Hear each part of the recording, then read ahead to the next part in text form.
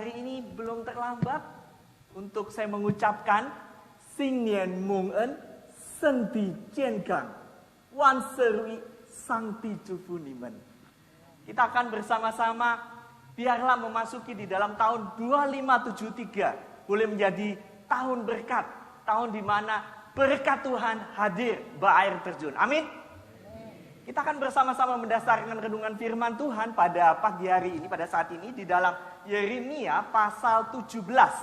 Kitab Yeremia pasal 17 ayat yang ke-7 hingga yang ke-8. Kitab Yeremia pasal 17 ayat 7 hingga yang ke-8. Bapak Ibu Saudara yang membawa Alkitab bisa membuka kitab Yeremia pasal 17 ayat 7 hingga ke-8. Yeremia terletak setelah Yesaya, sebelum Yeskiel. Sudah menemukan kitab Yeremia? Saya pikir sebagian besar di antara kita tahu. Kitab Yeremia ada di dalam perjanjian lama, betul ya, perjanjian lama. Mari kita bersama-sama melihat bagian firman Tuhan ini. Mike, nanti speakernya tolong dikasih besar. Tadi saya lihat sangat kecil untuk ayat ini. Silakan.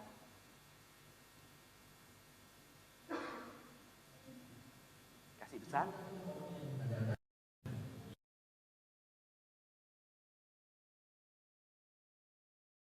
Yang merapatkan akar-akarnya ke tepi padang air, dan yang tidak mengalami datangnya panas terik, yang daunnya tetap hijau, yang tidak khawatir dalam tahun kering, dan yang tidak berhenti menghasilkan buah. Haleluya. Berbahagialah orang yang membaca mendengar firman Tuhan di dalam kehidupan setiap hari. Mari kita sama-sama satu dalam doa sebelum kita merenungkan firman Tuhan. Tuhan Yesus, kami datang di hadapan-Mu pada saat ini, kami merendahkan diri, memohon pertolongan Tuhan. Kami tahu Tuhan, janji Tuhan sungguh dahsyat, hendak memberkati kami. Tapi Tuhan tolong kami untuk mengerti, memahami, sehingga janji Tuhan boleh digenapi di dalam kehidupan kami. Sebab kami tahu Tuhan bukan orang yang sekedar dengar yang diberkati, tetapi pada akhirnya orang yang percaya dan menjadi pelaku firman. Di dalam nama Tuhan Yesus, Tuhan dan Juru Selamat kami yang hidup, kami mohon. Amin. Bapak Ibu Saudara yang dikasihi Tuhan, saya ingin buka slide dengan sebuah cerita. Ada seorang kakek yang sangat kaya, dan kakek ini mengasihi Tuhan juga. Ultra rich dan mengasihi Tuhan. Dia di tengah-tengah kesibukannya cari uang, dia ingin juga melayani Tuhan. Setiap minggu dia pergi tanfang, perkunjungan. Dan satu kali dia pikir, wah saya mau pergi hari ini hari perkunjungan, saya mau lihat jemaat yang ada, yang selama ini saya ikut layani bersama-sama hamba Tuhan dan majelis. Kemudian dia keluar dari rumahnya dan dia kemudian berjalan. Di tengah jalan, dia lihat ada pemuda, seorang pemuda gereja, di depan rumahnya, lagi duduk-duduk. Dia menghela nafas seolah beban berat. Kemudian dia dekati, dia berhenti dulu dari kendaraannya, dia turun. Nanti danfangnya, saya mau lihat ini anak muda. Dia tanya, hai anak muda. Dia lihat, oh kakek, saya lihat kamu begitu murung. Kenapa? Apakah kamu ditimpa musibah? Dia bilang, tidak kek. Saya ini merasa hidup tidak adil. Banyak masalah yang saya hadapi. Kakek tahu, rumah yang saya tinggali sampai saat ini rumah kontrakan. Sampai hari ini saya belum dapat pekerjaan tetap. Uangku sedikit. Saya sering baku geak dengan orang, bertengkar dengan orang. Kakek tahu nggak? Hampir banyak malam hari, saya itu tidur dengan perut lapar. Kakek itu memperhatikan. Dia bilang, anak muda, mau nggak kamu? Saya kasih 100 juta. 100 juta? Ya, 100 juta. Tapi saya tukar dengan kesehatan. Besok kamu lumpuh sakit keras. Anak muda itu langsung bilang, tidak mau. Oke, bagaimana kalau saya kasih 200 juta? 200 juta, tapi besok kamu akan jadi kakek-kakek. Punggungmu sakit semua, rematik satu badan. Anak muda itu bilang, tidak mau. Bagaimana kalau saya kasih 300 juta? 300 juta, dia pikir, Wih, lumayan 300 juta. Tapi besok kamu sudah menikah belum? Belum. Besok mukamu akan jadi buruk rupa. Menyeramkan sekali. Anak muda langsung bilang, tidak mau. Bagaimana kalau saya kasih 400 juta? 400 juta. Tapi besok kamu jadi bodoh. Tidak mau. Anak muda ini bilang, kakek jangan bercanda. Hidupku ini sudah susah. Kemudian kakek ini bilang, anak muda, sudah kutawarkan padamu 1 miliar. Tapi tidak bisa membeli apa-apa dari dirimu. Kenapa? Karena apa yang ada pada dirimu, modal dirimu, itu lebih daripada uang miliaran. Jalanilah realitas hidupmu di dalam Tuhan. Jangan isi dengan sungut-sungut, dengan mengeluh, dengan mengomel, dengan pikiran-pikiran negatif. Itu yang menjauhkan dari berkat Tuhan. Isilah dengan semangat, dengan harapan bahwa di dalam Tuhan lebih baik daripada hari kemarin.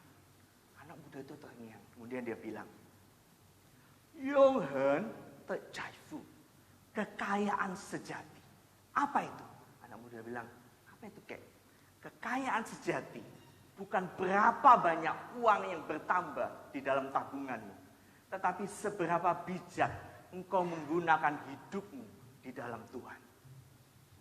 Anak muda ini seperti dibangunkan ya. Iya ya. Dia bilang, terima kasih kek.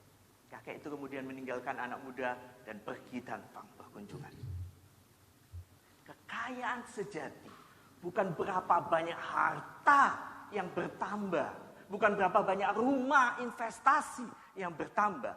Tetapi seberapa bijak kita gunakan hidup kita di dalam Tuhan. Dan inilah yang dikatakan oleh Nabi Yeremia. Slide. Nabi Yeremia saat itu sedang mengungkapkan rahasia hidup. Rahasia yang tadi kita baca bersama-sama dalam firman Tuhan. Tapi kita mesti lihat konteksnya. Banyak orang cuma mau berkat tapi tidak lihat konteksnya. Ditafsir mau-maunya sendiri. Konteksnya apa? Bapak Ibu waktu orang bilang lancar berkat, bayangan kita apa? Semua enak-enak. Enggak. Ketika Yeremia Nabi ini menubuatkan tentang apa yang terjadi pada Israel. Sederhananya apa? Orang Israel itu sedang di ujung tanduk. Sebentar lagi habis. Kenapa? Mereka memang sejarah mencatat tahun 586 Israel hancur oleh Babilonia. Slide. Bapak Ibu bisa lihat. Ngeri sekali. Sebelumnya, tahun-tahun sebelumnya mikir semua baik, semua lancar. Anda bisa ingat apa yang terjadi 2019, 2020. Semua baik, kelihatannya booming, semua oke. Tiba-tiba, tek, COVID datang. Orang nggak tahu apa yang terjadi di masa datang. Orang Israel pun merasa, oh kami hebat. Ya Tuhan, ya dukun. Ya juga menyembah ke gereja, juga pegang jimat. Dilakukan itu semua. Nabi Yeremia mengatakan, awas kok, hati-hati. Kenapa? Sedang ada di ujung tanduk. Ayat ini dibungkus bukan cuma berkat. Tapi sebelumnya dikatakan apa? Terkutuklah orang yang mengandalkan manusia. Yang mengandalkan dirinya. Yang kemudian sambil ke gereja, sambil ibadah. Tetapi juga sambil pegang jimat. Ya percaya dukun, tapi juga percaya firman. Dikatakan orang seperti ini nggak diberkati Tuhan. Yang diberkati Tuhan adalah orang yang mengandalkan Tuhan. Yuk buka Yeremia pasal 17, tetap dibuka. Bapak Ibu silakan perhatikan di dalam bagian ini. Yeremia pasal 17, yang membawa Alkitab silakan buka. Yeremia pasal 17 ayat 7 hingga 8. Kalau kita perhatikan di dalam bahasa aslinya, kata ini, diberkatilah orang yang mengandalkan Tuhan. Kata mengandalkan dan yang menaruh.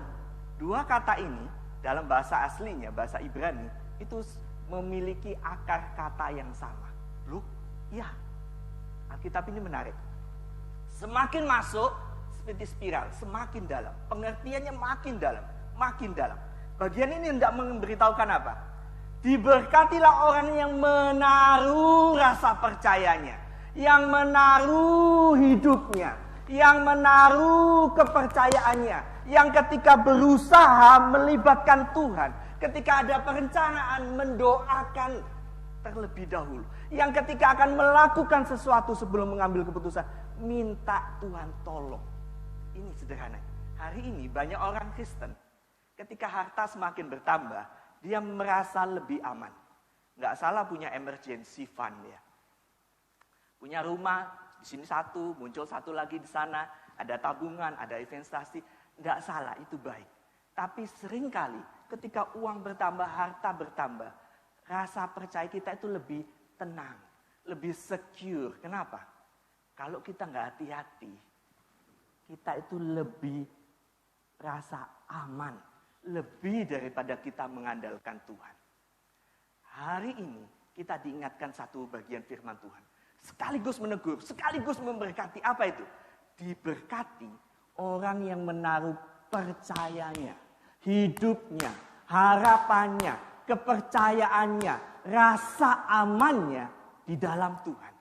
Dan hasilnya apa? Kalau Anda perhatikan tadi, slide yang saya putarkan sebelumnya dan sebagainya, itu seperti tanaman. Yang nggak dikatakan di sini, tidak dikatakan tidak mengalami musim kering. Tidak, tetap ada tahun kering. Tapi tidak mengalami panas terik. Artinya apa? Artinya, ikut Tuhan, Tuhan nggak bilang semua lancar. Enggak. Ada masalah, ada musim semi, ada musim panas, ada musim hujan, ada musim kering. Tetap ada. Bedanya apa? Tuhan itu lindungi.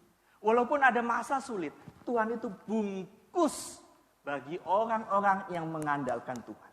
Kok bisa? Kekuatan itu dari mana? Sancti teentien. Anugerah Tuhan yang begitu besar. Bapak Ibu perhatikan slide berikutnya. Saya baru-baru ini membaca tulisan dari Dr. Heather Longcheck. Beliau adalah doktor lulusan University of Washington, Seattle. Selesai ngambil doktor, dia ngambil postdoc, doktor lagi ya. Sekolahnya double. Dan saya baca, dia menghasilkan banyak penelitian-penelitian yang luar biasa. Beliau adalah pemerhati hubungan orang tua dengan anak. Penulis, bahkan pemenang iWork Parenting. Luar biasa. Sekarang menjadi interviewer research di Psychiatry Department di Washington University. Yang menarik apa? Dia mengatakan demikian. Kalau orang punya hubungan baik antara orang tua dengan anak, kata yang dipakai adalah positive parenting, maka dia punya efek keluarga ini dari penelitian. Dan penelitian ini masing-masing itu ada dokter yang meneliti dari universitas mana nanti yang saya paparkan kepada Anda. Ini penelitian yang bernilai minimal miliaran sampai puluhan miliar. Apa itu? Orang tua dan anak kalau punya hubungan baik, ini disebut positive parenting, anaknya cenderung punya penyesuaian diri yang baik atau fungsi psikososial yang bagus. Anaknya akan cenderung confidence, percaya diri. Anaknya akan menghasilkan menjadi anak-anak yang optimis. Menghasilkan apa? Orang-orang yang memiliki perkembangan kognitif yang lebih baik. Cenderung ketika anak-anaknya besar, itu bukan menjadi anak yang bermasalah atau anak-anak yang nakal. Cenderung nanti kalau anak-anaknya besar menikah untuk ribut, bertengkar, bahkan liven, cerai itu lebih kecil. Ini penelitian, hasil penelitian. Ini kalau Anda bertanya kepada saya siapa dokternya, hasilnya ada. Dan yang menarik di sini adalah istilah yang sekarang lagi tren, grit. Pernah dengar? Grit. Apa itu? Anak itu ketika jatuh, gagal, dia akan bangun lagi. Jatuh lagi, bangun lagi. Jatuh lagi, bangun lagi. Bapak Ibu, berapa banyak di antara kita, termasuk saya, kadang itu kita cenderung, wah kita sudah mengalami susah senangnya hidup ini.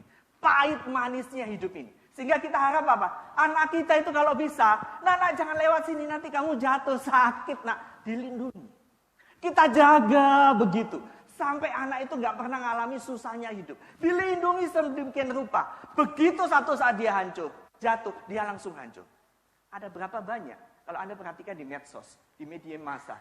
Anak-anak yang begitu pintar sekali, hidupnya begitu baik sekali. Juara satu terus, juara satu.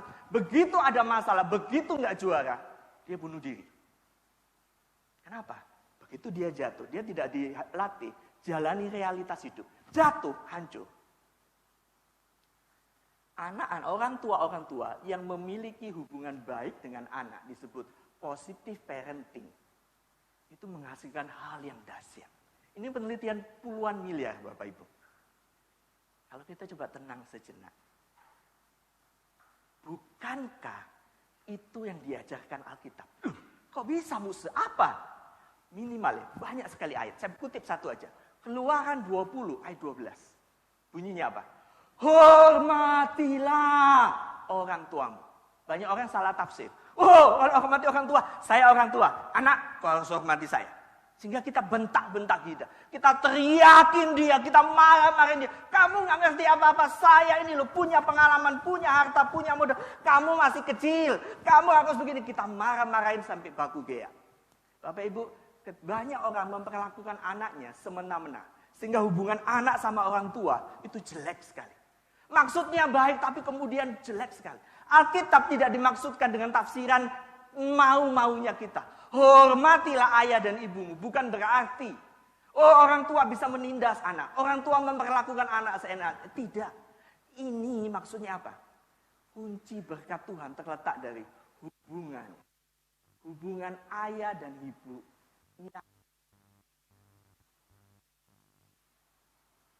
Hubungan ayah yang sesuai dengan firman Tuhan.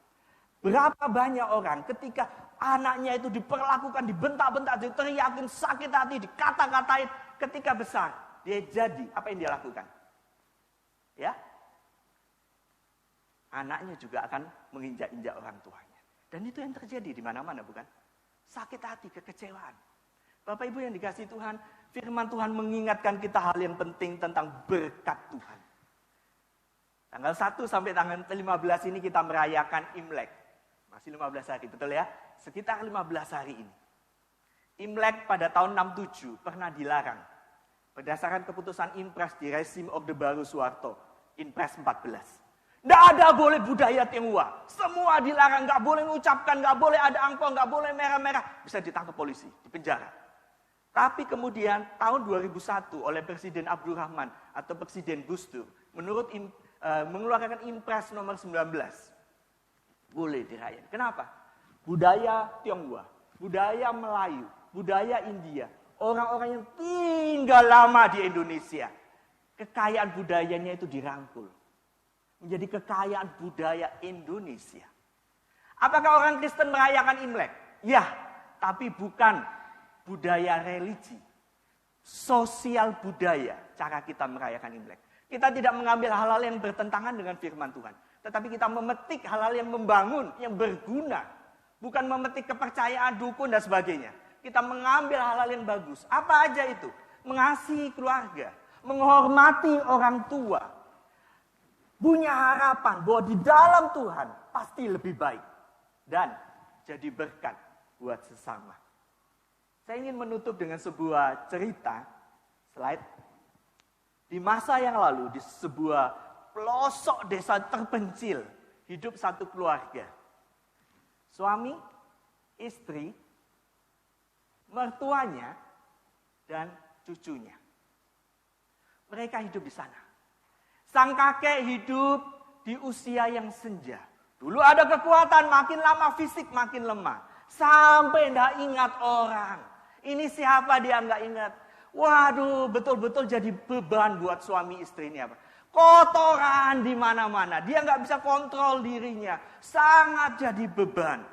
Satu kali suami istri berpikir, bagaimana caranya supaya kakek ini nggak jadi beban lagi buat kita. Saya ada ide. Kemudian satu hari suami istri ini bawa kakek ini. Kakek yang sudah nggak ingat orang.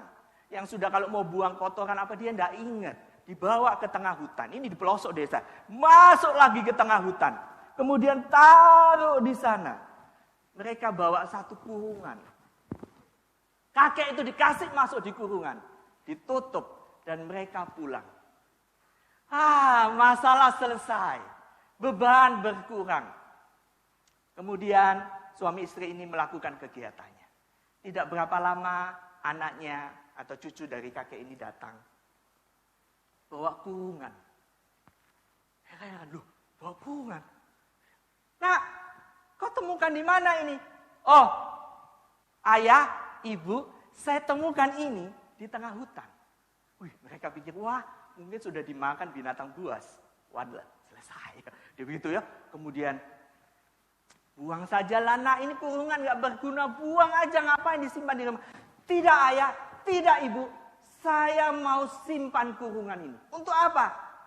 Supaya nanti kalau ayah dan ibu sudah tua, saya pakaikan di kurungan ini. Suami istri itu lihat saling bertandangan. Seolah-olah kaget. Wih, dalam hati mereka bilang, apa yang kau bikin? Kenapa kau begitu jahat? Kita ini kok bisa begitu jahat ya? Kemudian suami istri cepat-cepat dia, ayo kita cepat jemput kakek.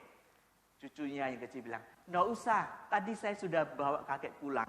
Kakek ada di kamar belakang. Hari itu, suami istri itu sadar. Dia berbuat hal yang jahat sekali. Dia rasa, aduh nggak benar. Biasa orang tua, kamu harus belajar sama papa, kamu harus belajar sama mama.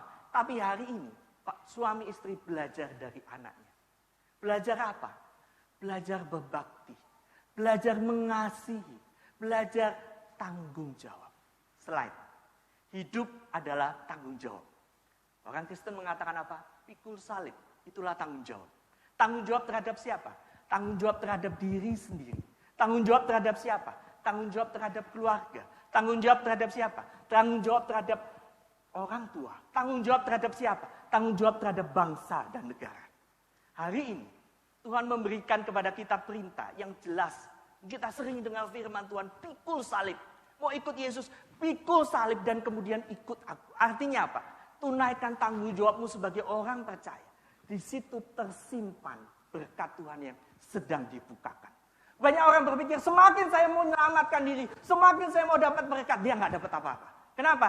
Karena dia salah cara bukanya. Cara bukanya apa? Dengan berkorban. Dikatakan apa firman Tuhan?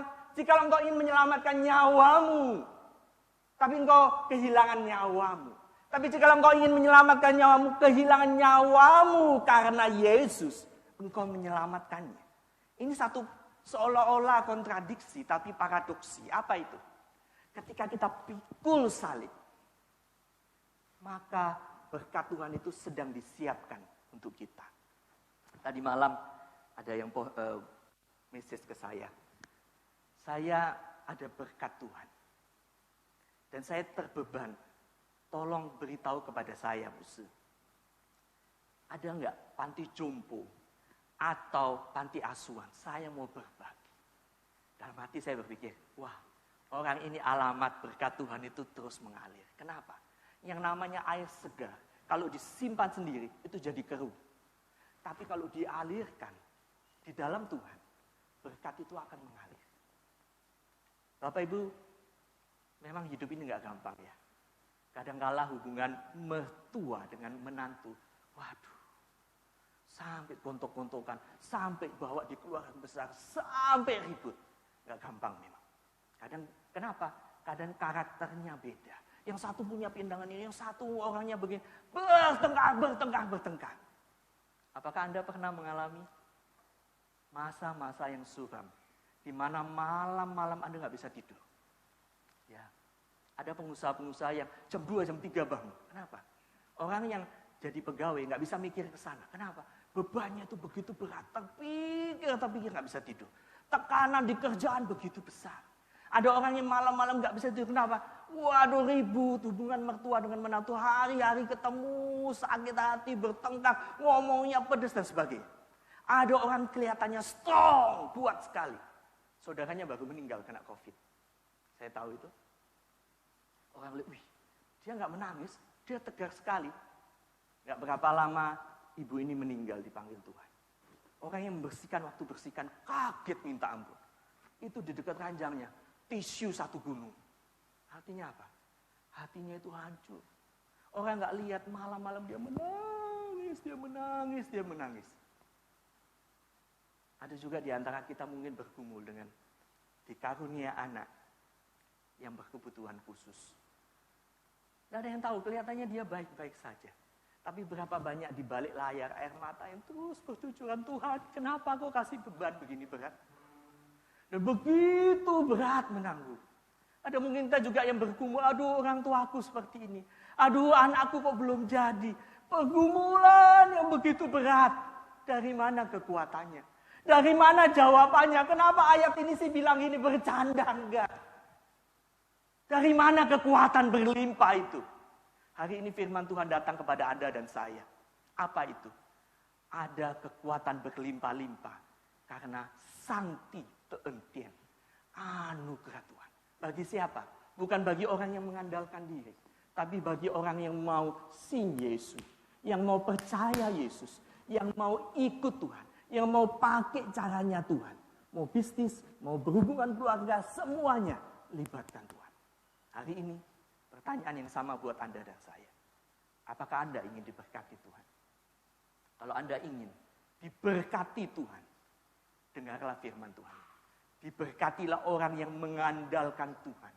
Yang menaruh harapannya pada Tuhan. Kenapa? Karena di situ berkat Tuhan mengalir. Ada harapan. Saya percaya bagi orang yang percaya Yesus, yang mengandalkan Yesus, tahun ini menjadi tahun yang terbaik. Kenapa? Karena tahun yang terbaik berjalan bersama dengan Tuhan. Tahun ini walaupun nggak tahu. Sekarang kita bilang, oh ada Omikron, nanti om makaroni, nanti om spaghetti, nanti om mie macam-macam ya. Kita nggak tahu, never know. Tapi kita bisa melangkah dengan pasti. Kenapa? Di dalam Tuhan, tahun ini menjadi tahun yang terbaik bagi orang yang mengandalkan Tuhan.